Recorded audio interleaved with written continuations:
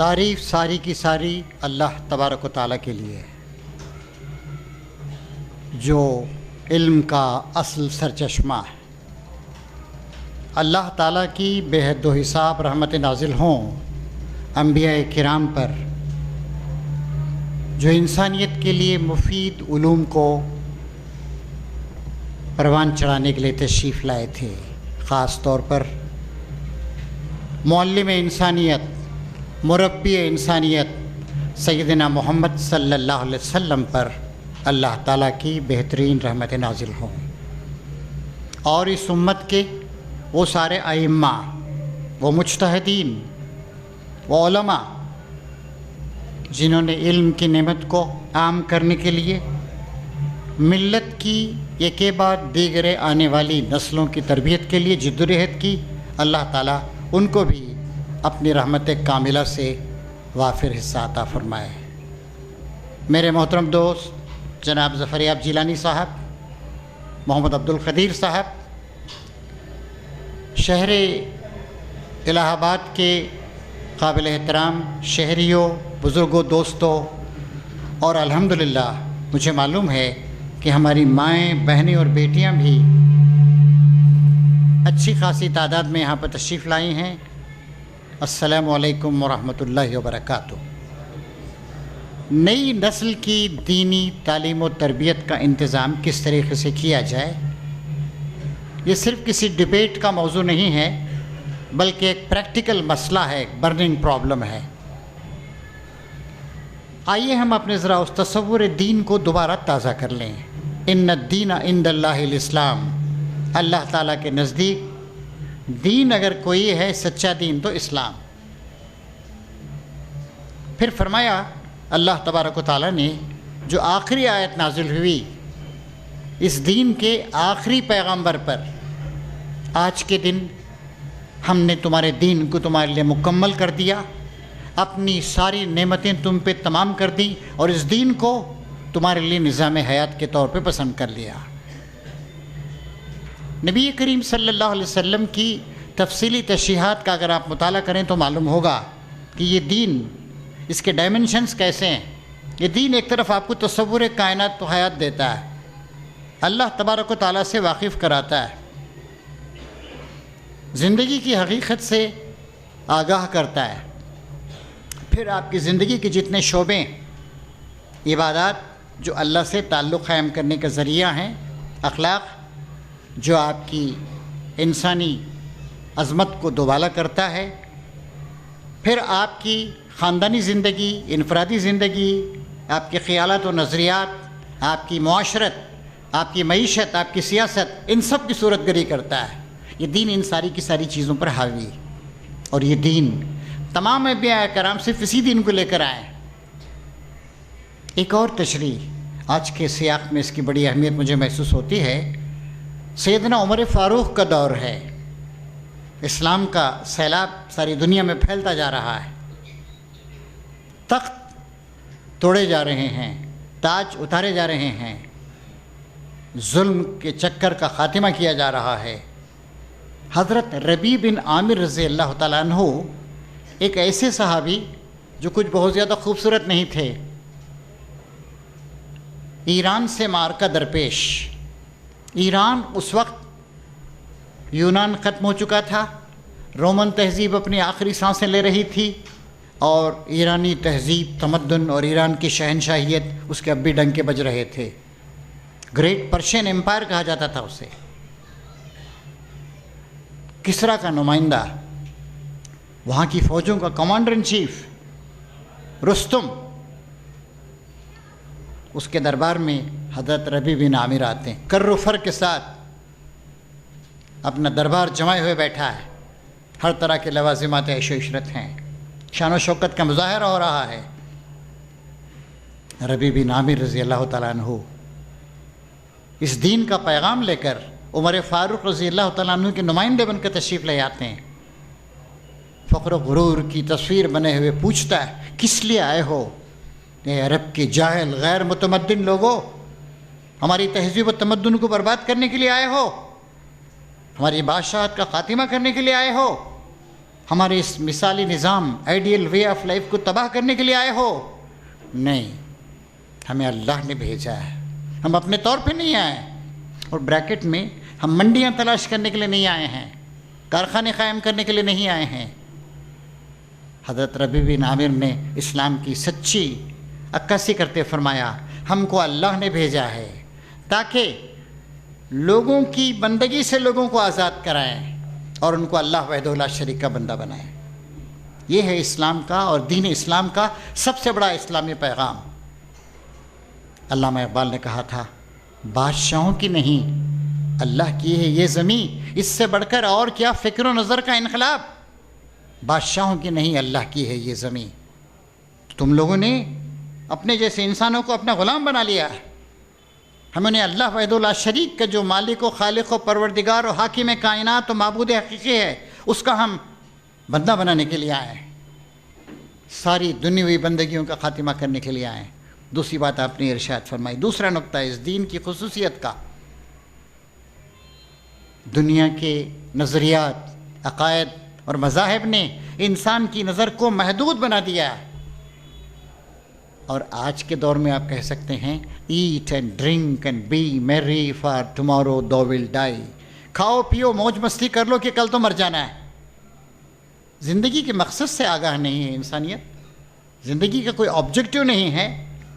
ہر طرح کی خرابیاں، اباہیت، ہیڈونزم، ہر چیز جائز، بے حیائیاں، بدکاریاں، فحاشیاں، ظلم، استحصال، نام لیا جا رہا ہے بیسک ہیومن رائٹس کا، ڈیموکریسی کو انٹروڈیوس کرنے کا، اور عراق کو چکنا چور کر دیا، افغانستان کی اینٹ سے اینٹ بجا دی۔ ویتنام گئے تو اپنے 60,000 افراد کھو کر ان کے 25 سے 30 لاکھ افراد کو مارا۔ کیسی شرمناک ہے تاریخ، کیسا غلط کردار رہا ہے، رویہ رہا ہے ان نام نہاد ڈیموکریسی کے چیمپئنز کا۔ انہوں نے کہا کہ ہم دنیا کے لوگوں کی نظروں کو وسعتیں دینے کے لیے آئے، زندگی اور زندگی کا کر و فر، اس کی شان و شوکت اور کھانا پینا سب کچھ نہیں ہے، اصل زندگی آخرت کی ہمیشہ ہمیشہ کی زندگی۔ انسان کی نظر کو وسیع کرنے کے لیے آئے، اصل دنیا نہیں ہے آخرت ہے، ہزاروں لاکھوں کروڑوں اربوں سال کی زندگی۔ اور تیسری بات، دنیا کے مذاہب نے، دھرموں نے، نظریات نے، فلسفوں نے مختلف زنجیروں میں جکڑ دیا ہے انسانیت کو۔ اور ایک اور جگہ قرآن شریف میں اللہ تعالیٰ نے فرمایا، یہ نبی جو آیا ہے یہ تمہیں اچھی باتوں کی تعلیم دیتا ہے، برائیوں سے روکتا ہے، پاکیزہ چیزوں کو حلال کرتا ہے، ناپاک چیزوں کو حرام قرار دیتا ہے، اور جو بوجھ تم پہ لدے ہوئے تھے غیر ضروری ان کو اتارتا ہے، جن بندھنوں میں زنجیروں میں تم جکڑے ہوئے تھے ان کو توڑتا ہے۔ تو فرمایا ربیع بن عامر رضی اللہ تعالیٰ عنہ نے کہ ہم انسان کو سچی حریت، لبرٹی، ریئل لبرٹی دینے کے لیے آئے ہیں۔ یہ ہیں اس دین کے ڈائمنشنز۔ اور ہماری حیثیت، ہم بھول گئے اپنی حیثیت کو، اور کبھی کبھی یاد بھی کر لیتے ہیں، کنتم خیر امہ، بہترین امت ہو، بیسٹ نیشن، بیسٹ کمیونٹی، جن کا نمونہ بہتر، جو اللہ وحدہ لا شریک کے آگے سر چکاتے ہیں اور دنیا کے لوگوں کو اسی طرف آنے کی تعلیم دیتے ہیں، جو اخلاق و شرافت کی تعلیم دیتے ہیں۔ فرمایا نبی کریم صلی اللہ علیہ وسلم نے، میزان میں جب اعمال تولے جائیں گے سب سے زیادہ اگر وزن ہوگا تقوی کا، پرہیزگاری کا ہوگا، دوسرا وزن ہوگا اخلاق کا۔ آپ نے فرمایا میں اخلاق کی تکمیل کرنے کے لیے بھیجا گیا ہوں۔ فرمایا کہ تم میں سب سے اچھے وہ لوگ ہیں جو اپنے گھر والوں کے ساتھ اچھے، مجھے دیکھو، میرے نمونے کو دیکھو کہ میں اپنے اہل و عیال کے ساتھ کتنا اچھا ہوں۔ فرمایا الخلق عیال اللہ، ساری مخلوق اللہ تعالیٰ کا کنبہ ہے، اور تم میں سب سے اچھے وہ لوگ ہیں جو اللہ تعالیٰ کی اس مخلوق کے ساتھ اچھا سلوک کرتے ہیں۔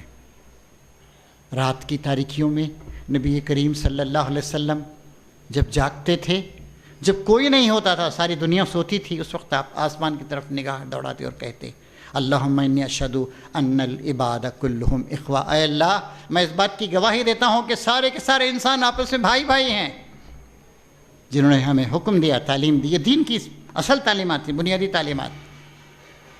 کونوا عباد اللہ اخوانا، اللہ کے بندے بن جاؤ، سب کے سب اللہ کے بندے ہو، کوئی چھوٹا نہیں، کوئی بڑا نہیں، رنگ و نسلی تفریق غلط، مرد ہو یا عورت، تم سب کے سب ایک دوسرے سے ہو، سب کے سب اللہ کے بندے ہو. کونوا عباد اللہ اخوانا، آپس میں بھائی بھائی بن جاؤ. یونیورسل بردرہڈ، بین الاقوامی اخوت، یہ تھی اسلام کی تعلیم، یہ ہے اسلامی دین. اور اللہ تعالیٰ کا شکر ہے پچھلے 50-100 سال یا پچھلی 2 صدیاں انسانیت کی اور خصوصاً مسلمانوں کی زوال کی صدیاں تھیں. علامہ اقبال نے کہا تھا دل توڑ گئی ان کا 2 صدیوں کی غلامی، فکری غلامی، سیاسی غلامی. اللہ تعالیٰ کا شکر ہے کہ اب وہ غلامی کی زنجیریں ٹوٹ رہی ہیں. آج ہم دنیا میں ہر طرف دیکھتے ہیں ایک تبدیلی آ رہی. ظالموں کے ایجنٹ ابھی تک بیٹھے ہوئے ہیں دنیا کے مختلف ملکوں میں. کبھی مصر میں 70-80 سال سے وہ اسلام پسندوں کو ظلم کی چکی میں پیس رہے ہیں. کبھی بنگلہ دیش میں ظلم کا طریقہ اختیار کیا جاتا ہے، کبھی پاکستان میں، کبھی کہیں. لیکن علامہ اقبال نے ہی کہا تھا عقابی روح جب بیدار ہوتی ہے جوانوں میں، نظر آتی ہے ان کو اپنی منزل آسمانوں میں. آج امت مسلمہ کے نوجوان علم حاصل کر رہے ہیں. ایسی چیزیں بھی ہیں، خرابیاں بھی ہیں کہیں کونوں میں. ہمارا تعلیمی نظام بہت گرا ہوا ہے، لیکن ہندوستان کا مسلمان بھی کسمسا رہا ہے، کشمکش کر رہا ہے، آگے بڑھنے کی کوشش کر رہا ہے. اور خاص کر آپ کا شہر الہ آباد، اکبر الہ آبادی کا شہر، اکبر الہ آبادی کا شہر ہے یہ. اور کیسی پیاری پیاری باتیں کہی تھیں. انہیں ہے ناز تو ہم کو بھی فخر ہے اکبر، انہیں ہے ناز تو ہم کو بھی فخر ہے اکبر، سوا خدا کے سب ان کا ہے اور خدا میرا. جو مانگنا ہے خدا سے تو مانگ اے اکبر، جو مانگنا ہے خدا سے تو مانگ اے اکبر، یہی وہ در ہے جہاں آبرو نہیں جاتی. اکبر الہ آبادی جنہوں نے ہلکے پھلکے انداز میں، مزاحیہ انداز میں، بہت سے مزاحیہ اشعار بھی ہیں. میرے کمرے میں جو آئی تھی کل آواز اذاں، جی رہے ہیں ابھی کچھ اگلے زمانے والے. اس طرح کی طنزیہ باتیں بھی کہیں اور بہت سے اصلاح کی کوشش کی انہوں نے. تو اس بات پہ آپ ذرا غور فرمائیں کہ یہ اتر پردیش کا ایک بہت ہی اہم شہر ہے، لیکن آج ہماری حالت کیا ہے، ہمارے تعلیمی اداروں کی حالت کیا ہے. پھر اس بات پہ غور کیجئے، امت مسلمہ آگے بڑھ رہی ہے، ہندوستان کی امت بھی جاگ رہی ہے. اس وقت دنیا کی آبادی 700 کروڑ، ہمارے ہندوستان کا بھی ایک بہت ہی اہم رول ہے. 700 کروڑ میں ہماری آبادی 125 کروڑ کو ٹچ کر رہی ہے. یعنی ہر چھٹا انسان جو اللہ کی زمین پہ چل رہا ہے، پھر رہا ہے، سانس لے رہا ہے، وہ ہندوستانی ہے. کتنے بڑے فخر کی بات ہے ہم لوگوں کے لیے. ہم مسلمانوں کو مارجنلائز کیا گیا، دبایا گیا، کچلا گیا، فسادات کیے گئے، عورتوں کی بے حرمتی کی گئی، گجرات کو جلایا گیا، طنزیہ اور مزاحیہ باتیں کی گئیں.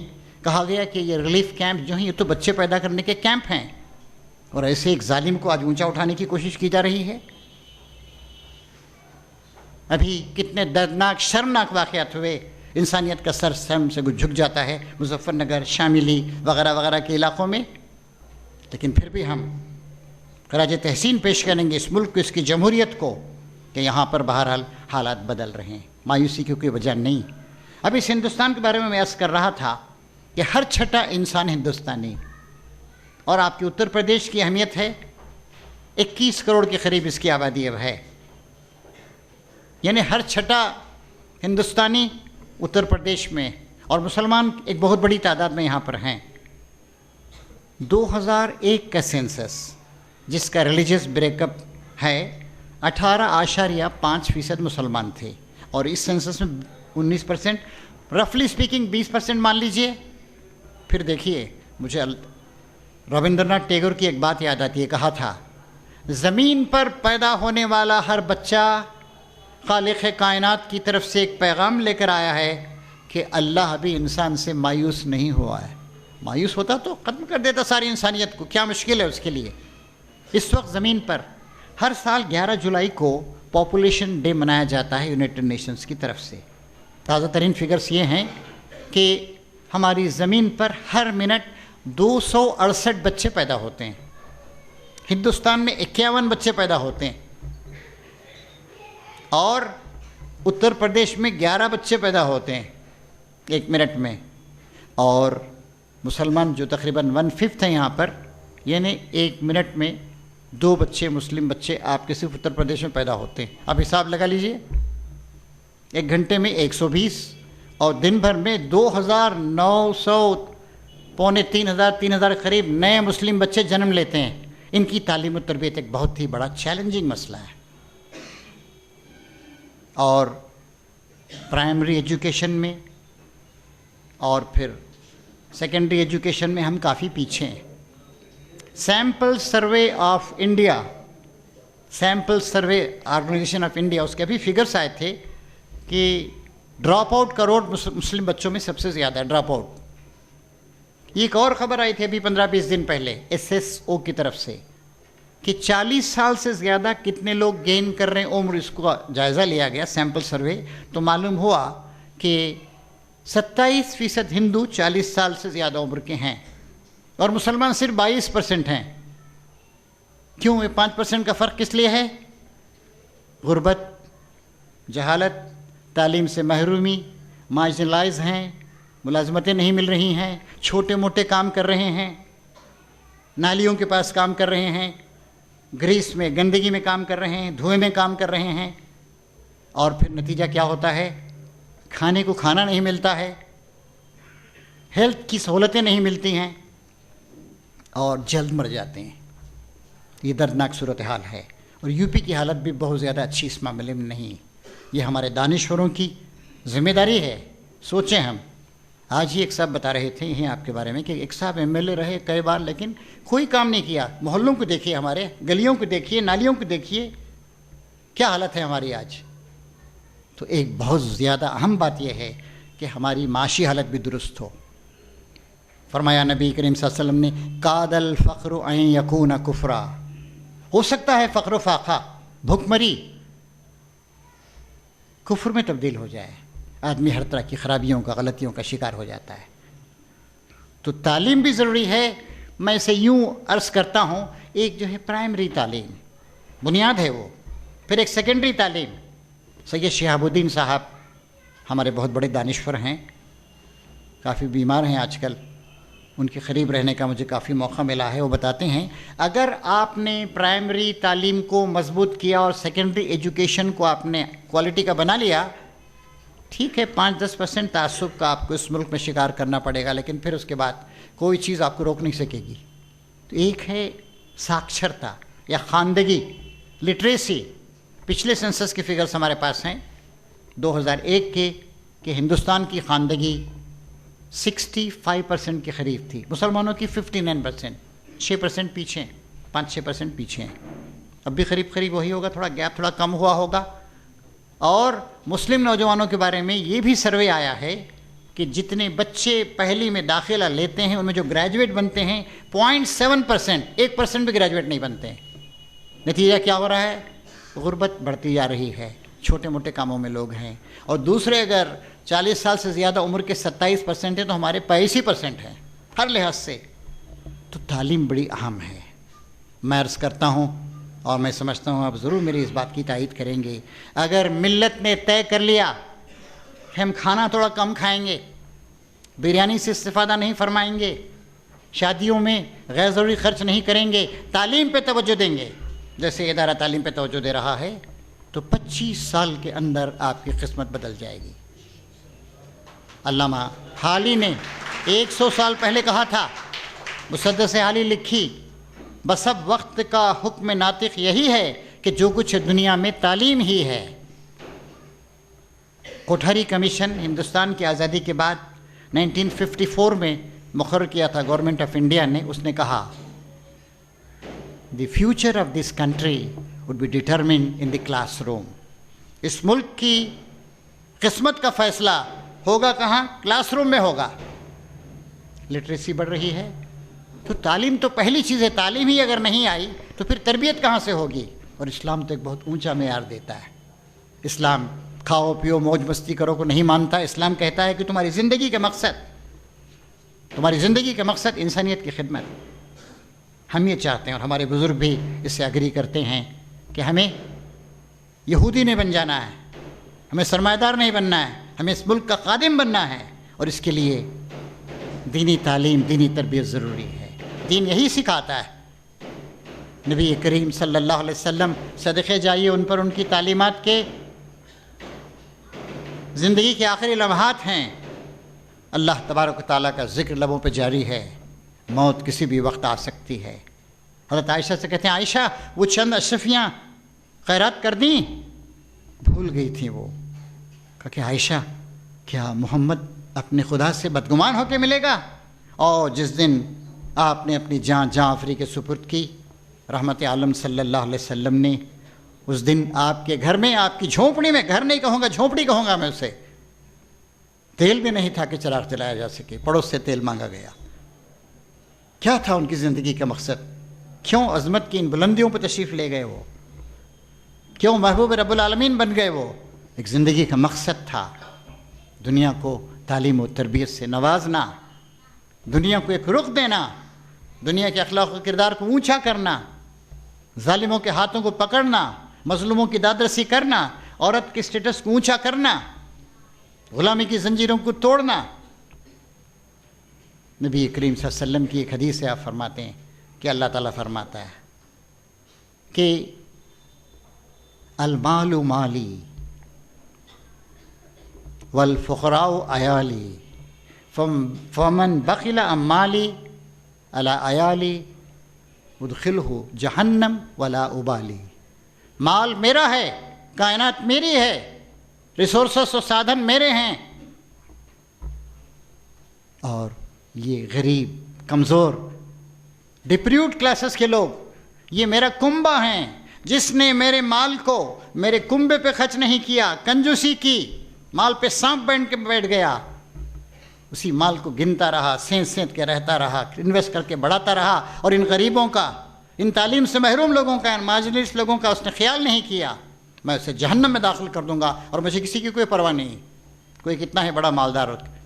یہ حدیث قدسی ہے جس کو نبی کریم صلی اللہ علیہ وسلم بیان کرتے ہیں۔ تو محترم حاضرین، تعلیم کے اس پیغام کو عام کرنے کی ضرورت، اور تعلیم کے ساتھ ساتھ تربیت بھی، کیونکہ تعلیم اگر اس جوہر اصلی سے خالی ہو، اس میں خدا پرستی نہ ہو، انسانیت دوستی نہ ہو، تو تعلیم بیکار۔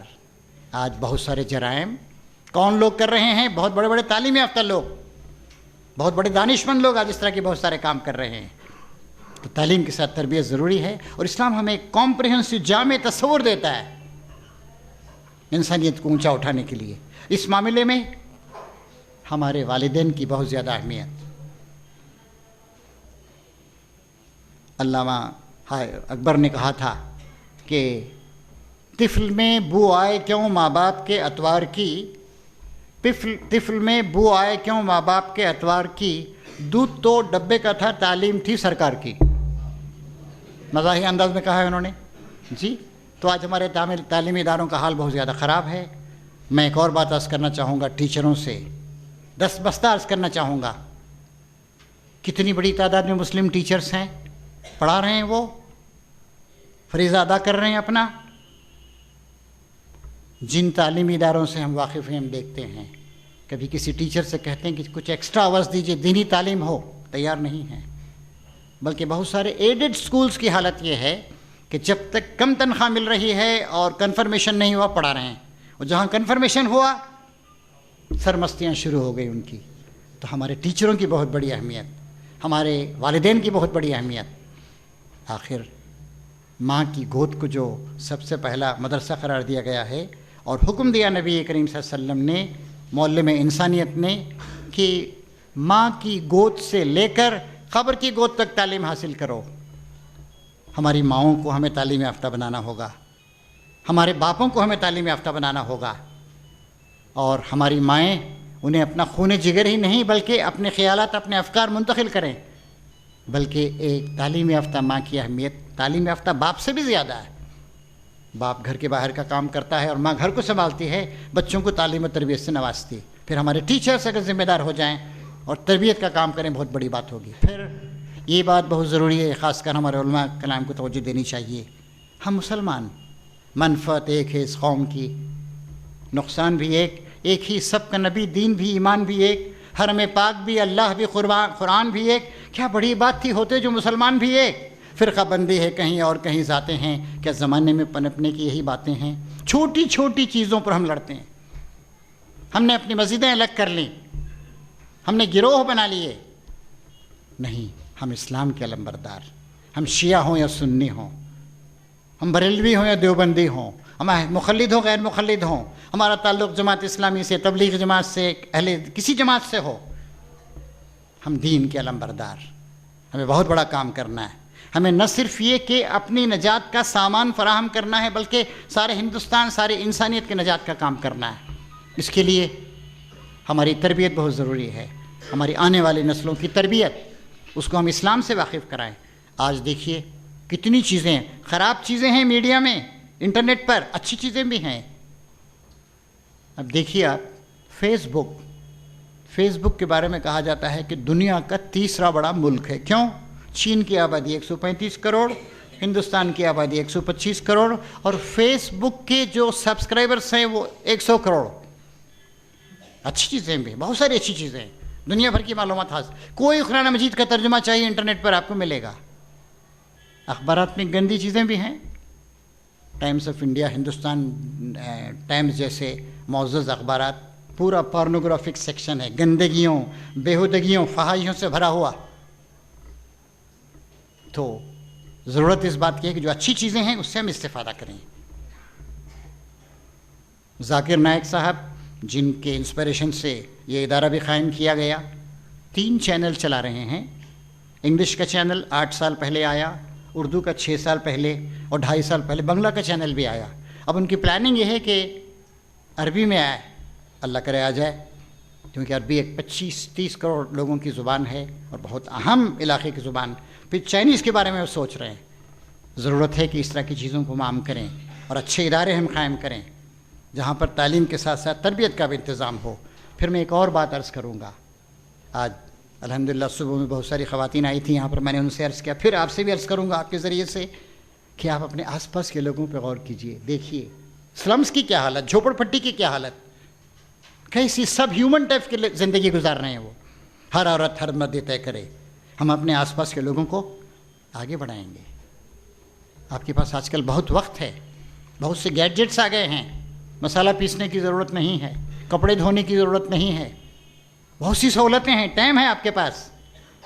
آپ آس پاس کے بچیوں کی تعلیم کا انتظام کیجیے، ان کی تربیت کا انتظام کیجیے، اخلاق کو پروان چڑھانے کی کوشش کیجیے۔ یہ ہماری بہت بڑی ذمہ داری ہے، اور کل کا ہندوستان انتظار کر رہا ہے، ہندوستان دیکھ رہا ہے، راہ دیکھ رہا ہے، کیونکہ آج ہندوستان میں ایک طرف فحاشی ہے، بے حیائی ہے، بہت سی خوبیاں بھی ہیں، بہت سارے اچھے کام کر رہے ہیں بہت سارے NGOs۔ امت مسلمہ کی تو ایک خصوصی ذمہ داری کہ ہم اسلام کو جو پیغام محبت ہے اس کو عام کریں، اور یہ اس وقت تک نہیں ہو سکتا ہے جب تک کہ ہم مضبوط نہ ہوں۔ ہم مضبوط ہوں گے تاکہ ہم ہندوستان کو اور انسانوں کو مضبوط کریں، ہم علم حاصل کریں گے تاکہ ہم علم کی شمعوں کو روشن کریں۔ ہمارا دین ہمیں خود غرضی کی تعلیم نہیں دیتا ہے، ہمارا دین ہمیں تعلیم دیتا ہے ساری انسانیت کی بھلائی کی، کیونکہ اسلام سب کے لیے آیا ہے۔ لیکن ہم خود آج معاشی خرابیوں کا شکار ہیں، ہم خود بے راہ رویوں کا شکار ہیں، ہم خود کمزور ہو گئے، مارجنلائز ہو گئے ہیں، ہماری کوئی وائس نہیں ہے۔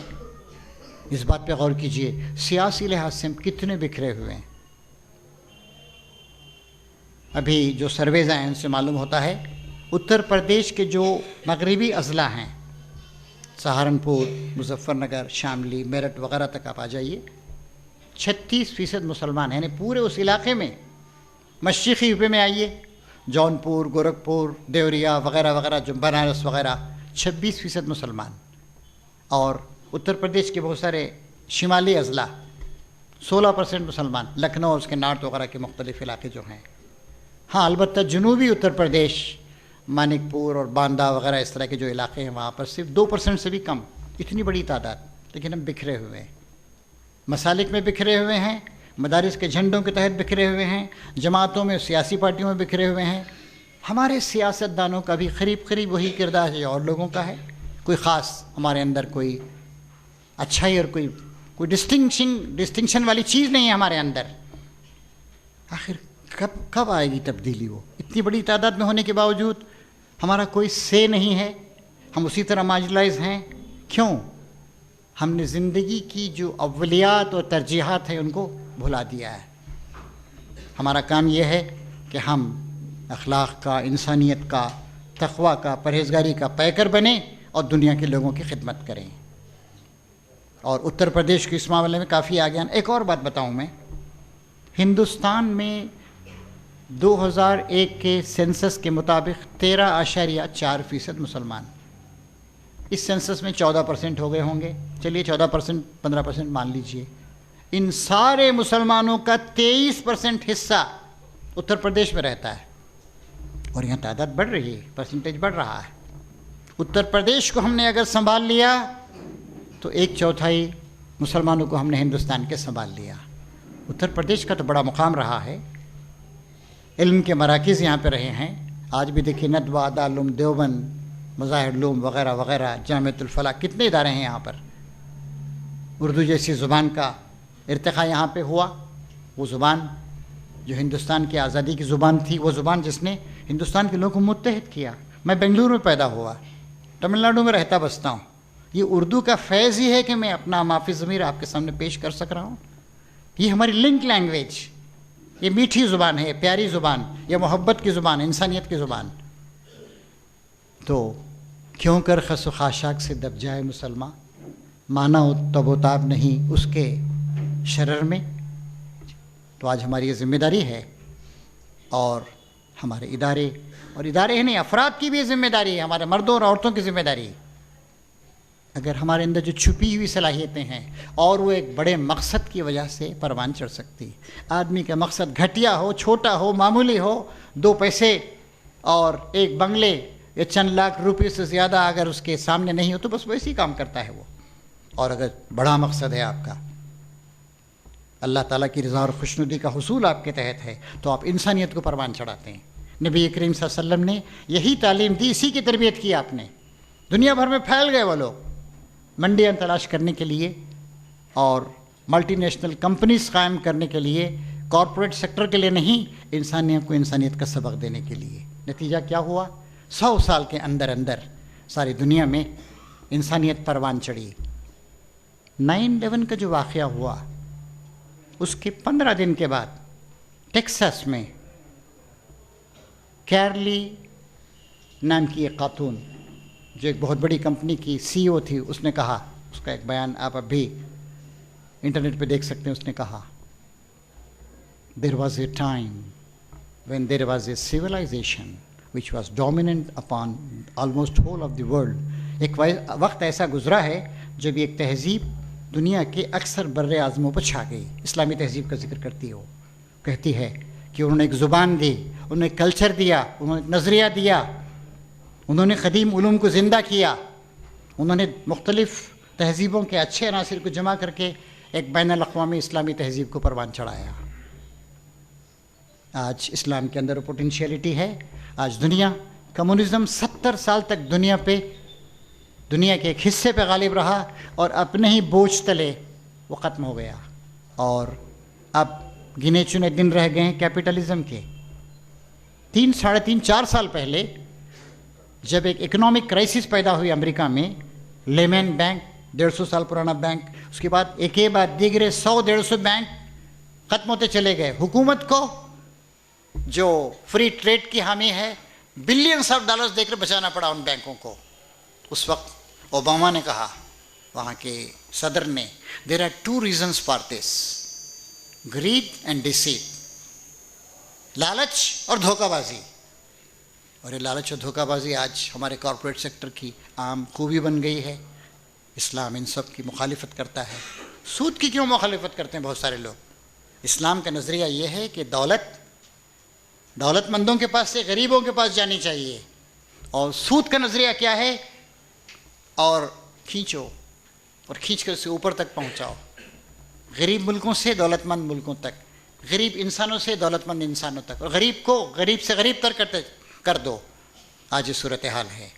اس لیے مغرب کے بہت سارے یہودی صفت لوگ اسلامی نظام کی، اسلامی بینکنگ کی مخالفت کرتے ہیں، لیکن دنیا سمجھ رہی، دنیا آ رہی. تو ہمیں ایک بہت بڑا کام انجام دینا ہے. دنیا میں جتنے مسلمان ہیں ان کا تقریباً 11% ہندوستان میں رہتا ہے. سب سے بڑی تعداد تو انڈونیشیا میں ہے 23 کروڑ، دوسری بڑی تعداد پاکستان میں، تیسری بڑی تعداد ہماری. ہم بہت کچھ کر سکتے ہیں. ہم یہاں کے جمہوری اداروں سے فائدہ اٹھا سکتے ہیں. ہم اپنے تعلیم کو اگر ٹھیک کر لیں، اپنے نظم کو درست کر لیں، ہمارے پاس کچھ بیسک پوٹینشیلٹیز ہیں. ہمارے پاس اگر ایک دو آدمی شراب پیتے ہیں لیکن وہ شراب کی حمایت نہیں کریں گے. ہمارے پاس کوئی ایک دو آدمی اگر کسی گندے کام مبتلا ہیں اس کی حمایت نہیں کریں گے. وہ جانتے ہیں اسلام نے ان کو ایسا نقطہ نظر دیا ہے. تو یہ ہماری بہت بڑی پوٹینشیلٹی.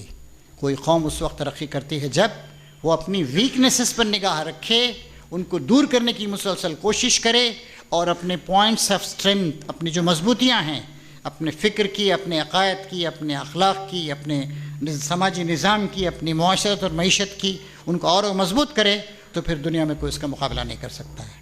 تو محترم حاضرین، آپ کا شہر 16-18 لاکھ کی آبادی کا شہر، 20-25% مسلمان یہاں پر رہتے ہیں. یہاں پر آپ کی ذمہ داری ہے، آپ پورے دنیا کے بارے میں بھی سوچیں، امت مسلمہ کے بارے میں بھی سوچیں، اور ہندوستان کے بارے میں، یو پی کے بارے میں بھی سوچیں، آپ کے شہر کے بارے میں سوچیں. یہاں کے ادارے درست ہوں، یہاں کے استاد ٹھیک سے پڑھائیں، یہاں کی عورتیں شرم حیا کا نمونہ ہوں، یہاں کے غریب لوگ بیچارے جو سلمس میں پڑے ہوئے ہیں، جو مر جا رہے ہیں.